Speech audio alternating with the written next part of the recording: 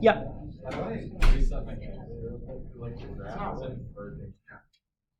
What do you mean it isn't working? It's just like, yeah. Is it giving you an error? No, it's just, I don't know how to fix the window. It's only giving me the y and x without the negatives. So let's just do zoom standard. Okay. And that'll give you like a normal, and you have some plots on that you probably don't want on. But there's your standard. Thank you. You're welcome. All right. Today we're going to be talking about graphs for polar functions. So we'll be doing a little bit of stuff with the calculator to just kind of demonstrate what we're, like some of this vocabulary that we're going to talk about. But most of this is going to be done kind of algebraically, so without really necessitating the use of the calculator. I'll use it to kind of explain what I mean by these different kind of features or what we're really looking for. But more or less, it's going to be all things that can be done algebraically without the calculator. So I'm just going to kind of run through some examples of types of things that we might be interested in until we get to some more of the theoretical pieces, and then we'll go into that a little bit more detail. So let's say that we have the function 3 plus cosine, or r equals 3 plus cosine theta. And we want to know what the maximum value for r is.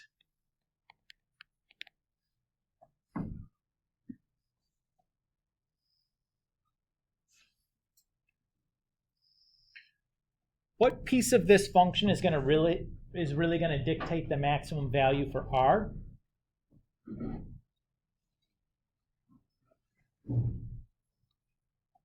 Well, the only part that's really changing is that value for cosine theta, right? Because the 3 is constant. Everybody agree with that? Do we remember what the range for cosine theta is?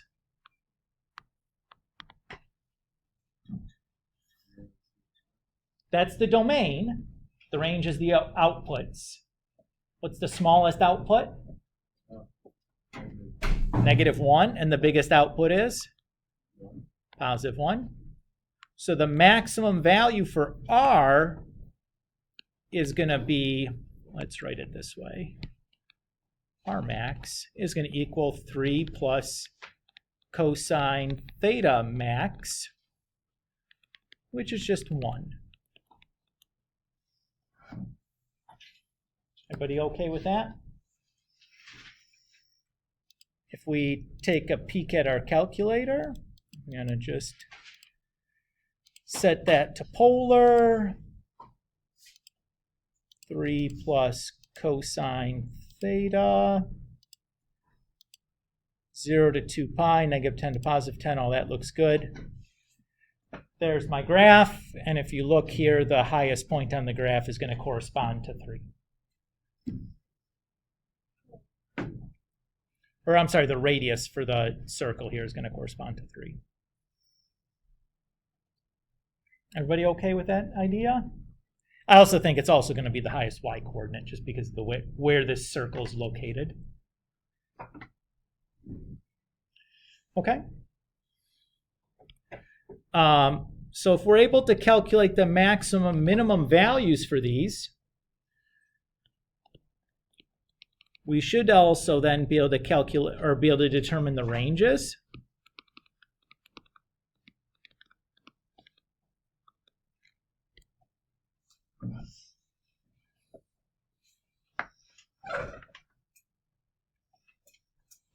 So let's say we want to find the range for something like r is equal to 4 minus 3 sine theta. Again, the piece that's going to really determine the values for r is going to be the sine theta part, right? Because that's the only piece that's changing. You guys buy that? What's the range for sine again?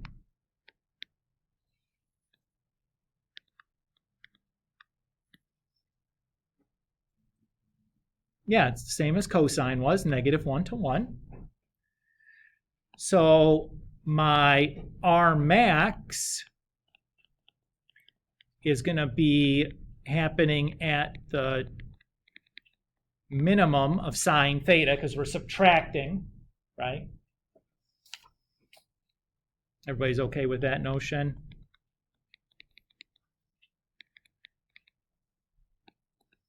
And my R min then would happen at sine theta max.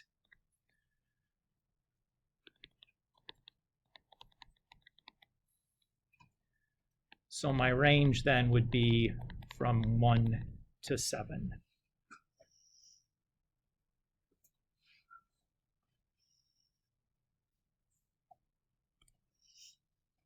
Everybody okay with that?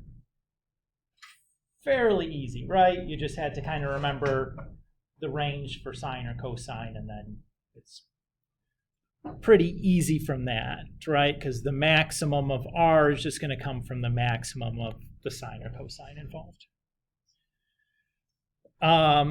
So the next thing we want to talk about is like characteristics of these graphs.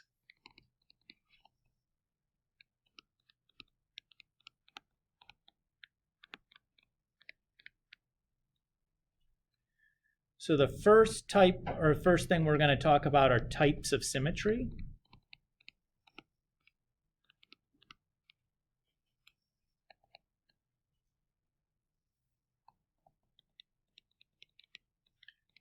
And there's 3 types of symmetries that we're going to be interested in. There's x-axis symmetry, y-axis symmetry, and then rotational symmetry. And I'm leaving a little space in between these because I'm going to write some stuff underneath.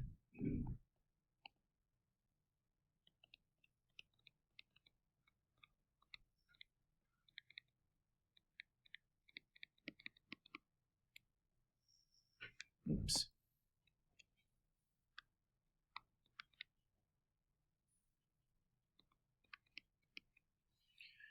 So that last one says alpha degree point symmetry, and then WRT is just an abbreviation for with respect to, and then the origin, 0, 0.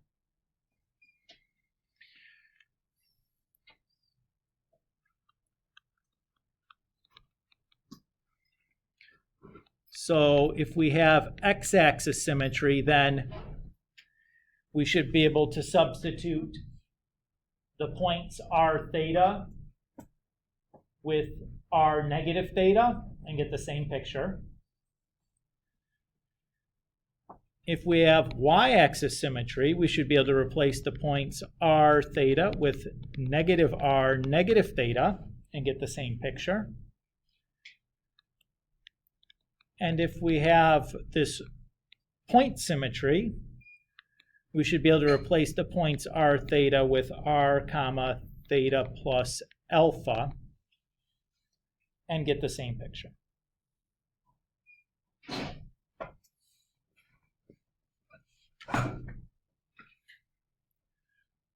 Okay, so we'll do a algebraic example doing this, and then I'll kind of break out the calculator and kind of show you visually what we mean by these sorts of symmetries. Cool with that? Okay.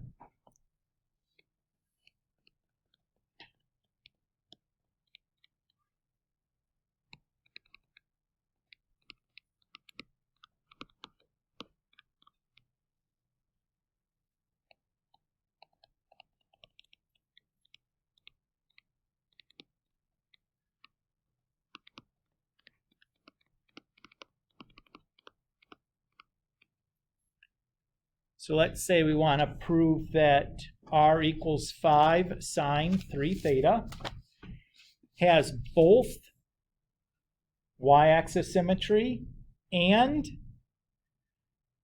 100-degree point symmetry. So I'm just going to do this as 2 steps. I'm going to first do the y-axis symmetry, and then I'm going to do the 120-degree point symmetry. Doesn't matter which order I do it in. That's the order I'm going to do it, though. So for the y-axis, what I'm going to do is I'm going to take r and theta and replace them with negative r, negative theta.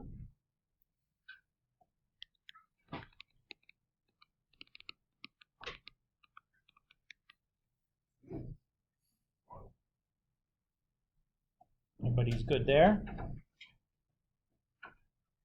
Okay. Then I'm going to use my odd-even identity from last semester. It says sine of negative theta is the same as negative sine theta.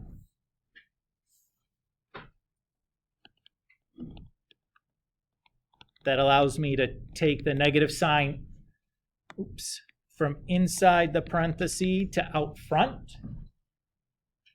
Everybody's good there?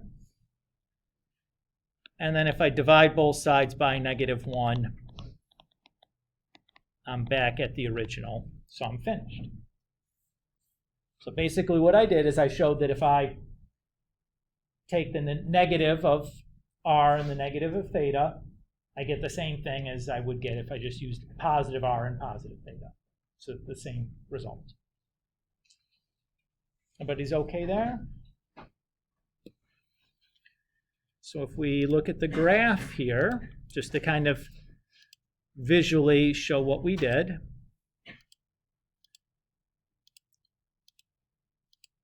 So 5 sine 3 theta looks like this. If I look down the y-axis, the left-hand side of the graph looks like a reflection of the right-hand side of the graph, right? That's basically all we're talking about doing. Okay? So far, so good?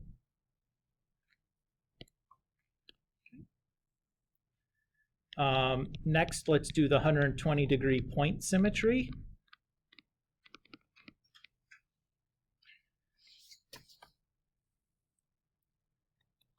So here we're going to replace r and theta with r and theta plus 120.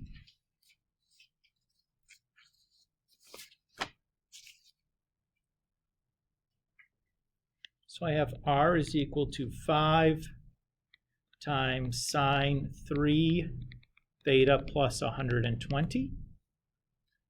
That just means making my substitution. So I substituted r in for r and theta plus 120 for theta. Everybody's good?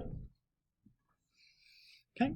If I distribute that 3 through, I get 3 theta plus 360.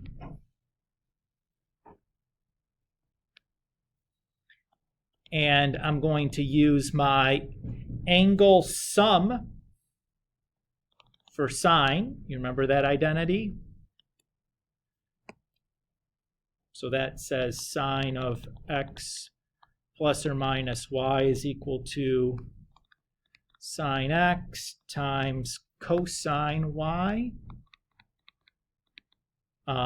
plus minus cosine x sine y.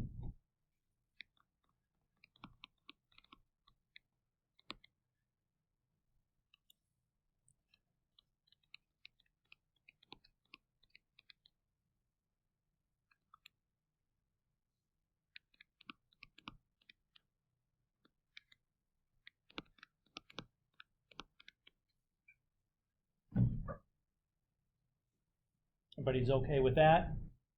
So just use that angle sum formula.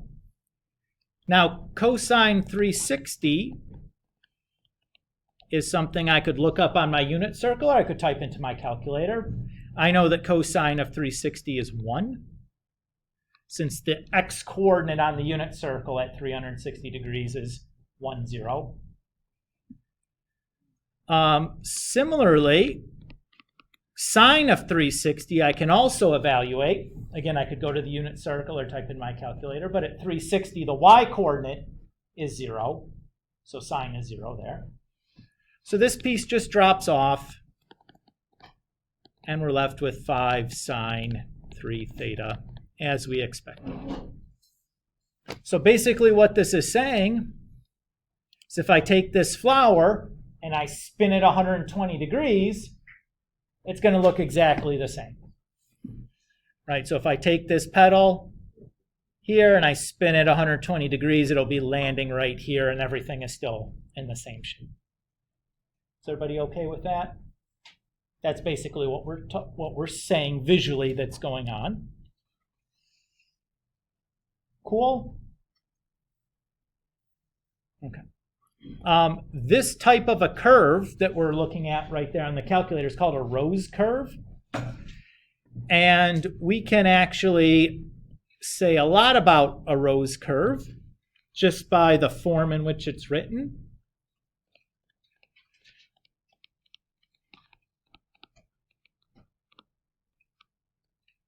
So we can identify a Rose curve just by looking at the way the equation is written. So the standard form for one of these Rose curves is r equals a times cosine n theta, or a equals sine times n theta, where n is an integer and greater than 1.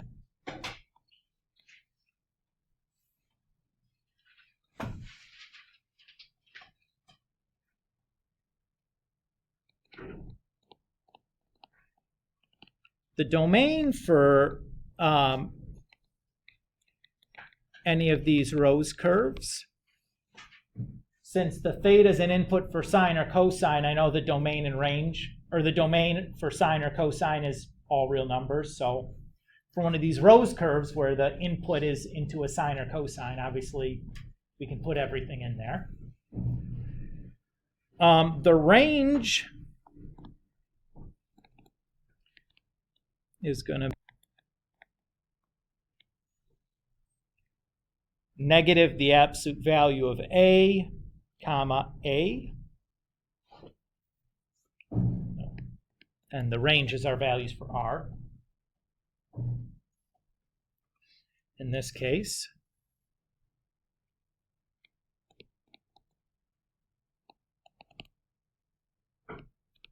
the maximum r then has to be the absolute value of a, clearly, if that's the biggest value in the range.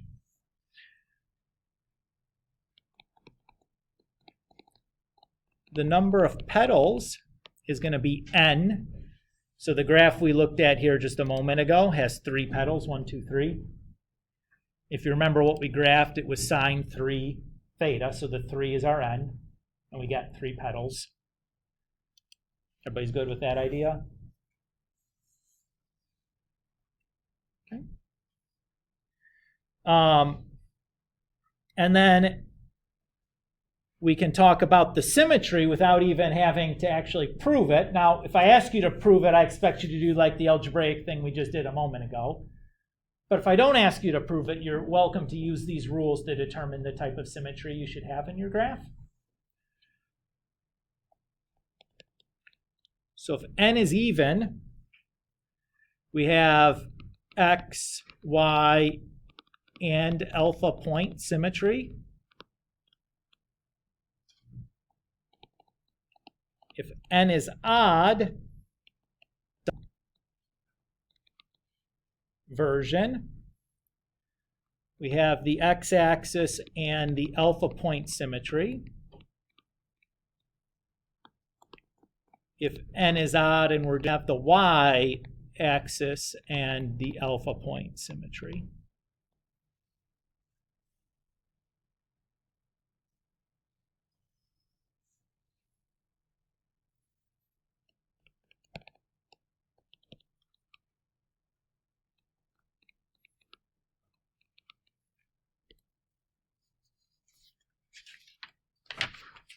So let's use that information that we just gave here to analyze this graph and then we'll graph it to just kind of confirm what we found using the rules that we just stated. So my value for a in this graph is -6, and my value for n in this graph is 5. So keep in mind that the absolute value of a then is going to be +6. and my value for alpha is 360 divided by 5.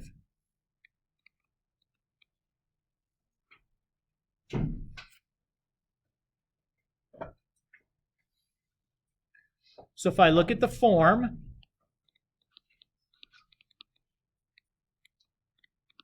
so this is definitely a rose curve, right? Because it fits in that form. Since it's a rose curve's domain is all real numbers. And its range is going to be the negative absolute value of 6 to the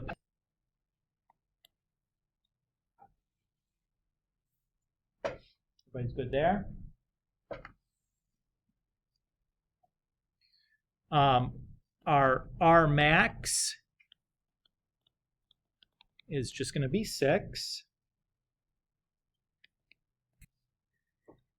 And our symmetry, because n is odd, cosine function, we know that we have the x symmetry and 72 degrees point.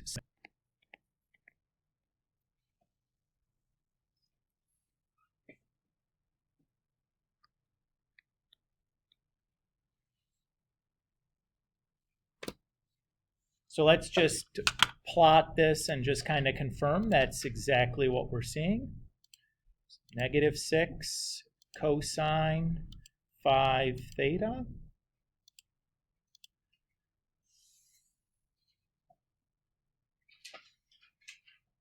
So again, if I reflect that across the x-axis, the bottom half and the top half would be identical, right? And if I spin it 72 degrees, it's still going to be the same flower, right? Basically, if I take this piece and I rotate it to here, and everything else still rotates, everything overlaps again, right? Hopefully you can envision that in your mind's eye fairly easily. Do we feel okay doing that? Again, pretty easy. All we're really just doing is using some some information, like a set of criteria there. Now, there's another type of, or another class of polar functions called Limazon curves.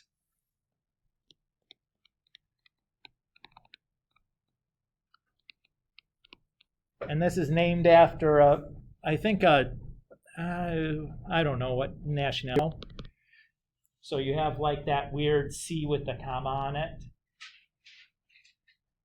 Those of you that have studied foreign languages might have seen that character pop up somewhere. What language is that out of? Is that a French thing or a Spanish thing or something else? Nobody knows. It's not Spanish? Okay.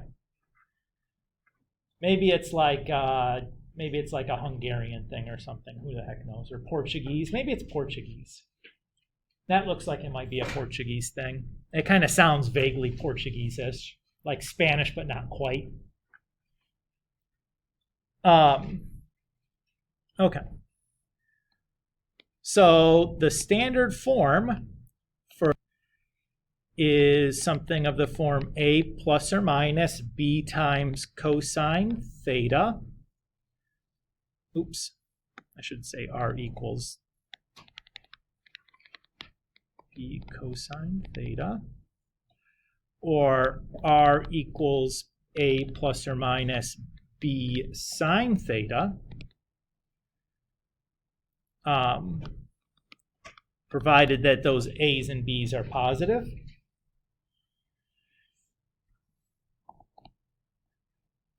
Again, the domain here, and since the theta is just being input into a sine or cosine function, its domain is clearly going to be all real numbers.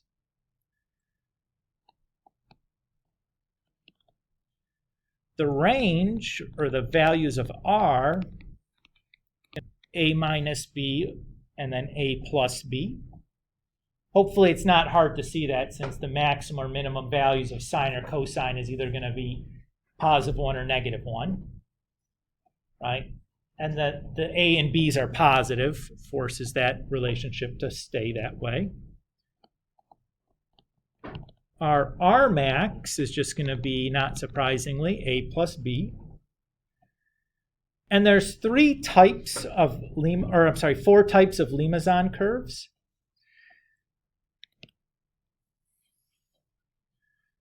So there are, and I'm going to leave a little space here because I'm going to write something underneath each one. And then there's the cardioid. There's dimpled and convex.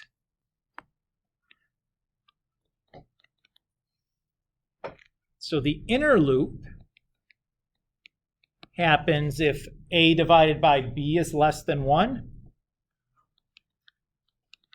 The cardioid happens if A divided by B is equal to 1. The dimpled happens if A divided by B is between 2. And the convex happens if A divided by 2 is greater than or equal to 2.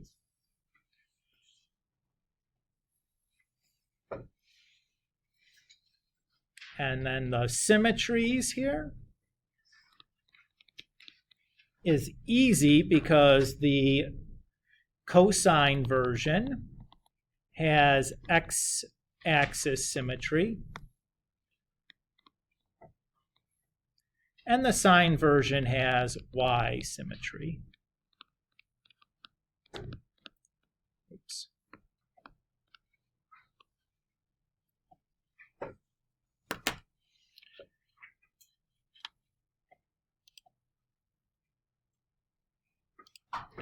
So let's just take a quick buzz through and show an example of each of these types of graphs. So here my A is 1 and my B is 2. So this should be an inner loop graph. So you see the little loop on the inside here. Let's do this. I'll just turn off the axes.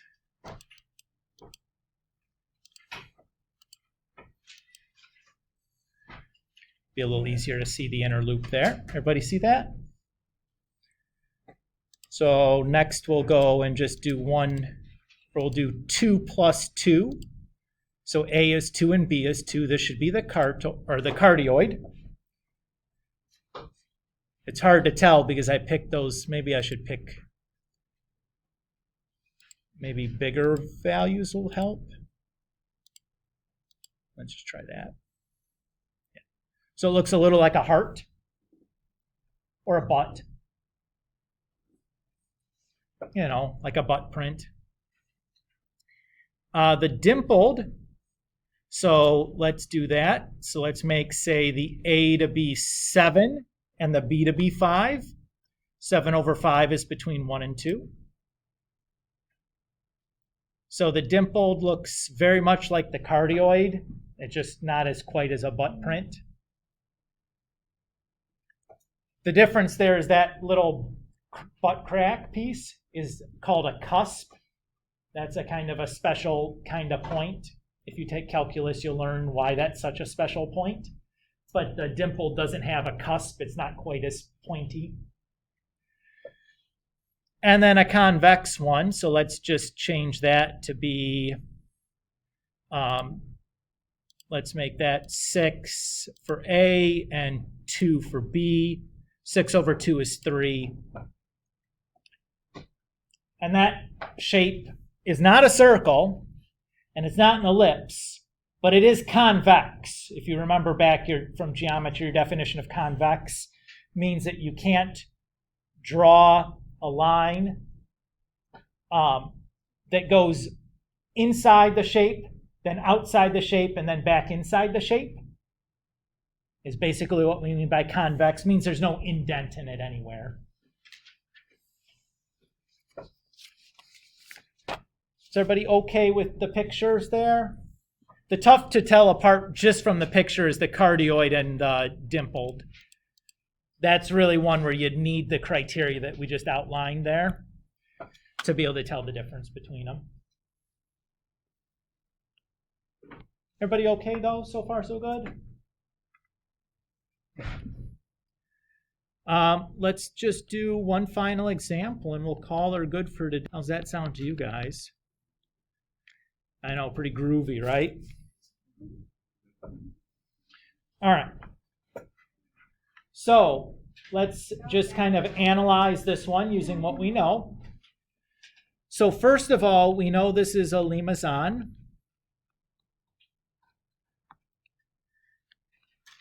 Since it's in the form R equals, I don't know why I wrote Y there. It's pretty dumb. R equals A minus B sine theta, where my A is 4 and my B is 3. Note that B is not negative 3. The A's and B's are always, always, always positive. It's very easy to forget about that because the forms are plus or minus in between the A and the B.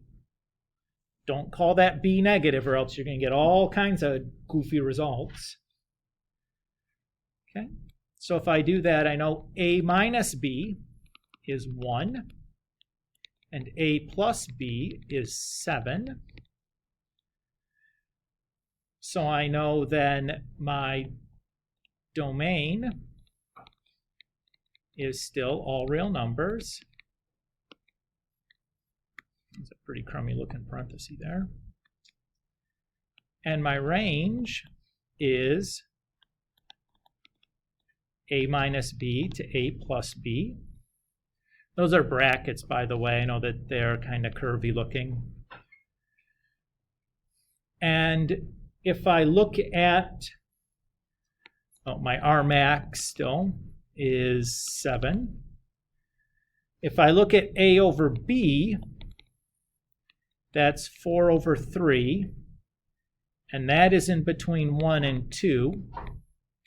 So that's the dimpled.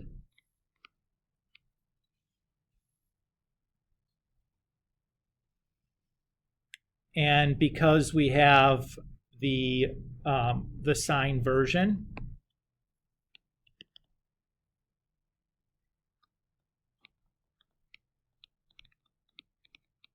that tells me that we have the y symmetry, or the y-axis symmetry.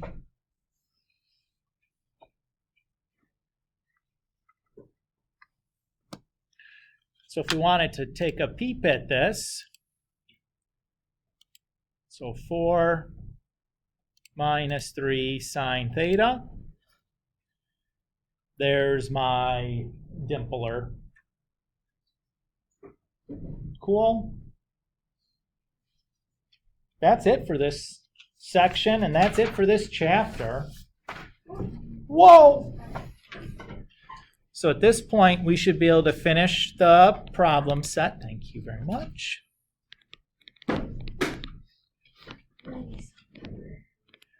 So the last problem was 96.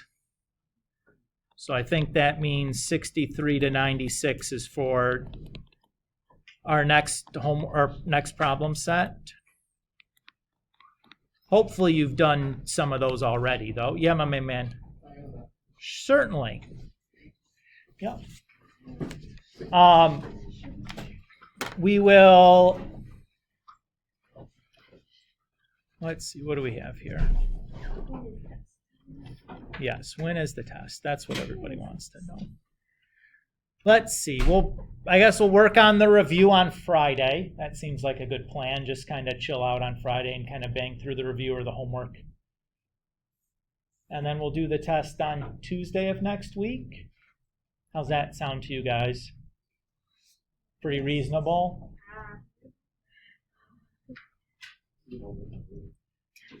Can it be open? No. Partner test. Group test. Why don't I just take it for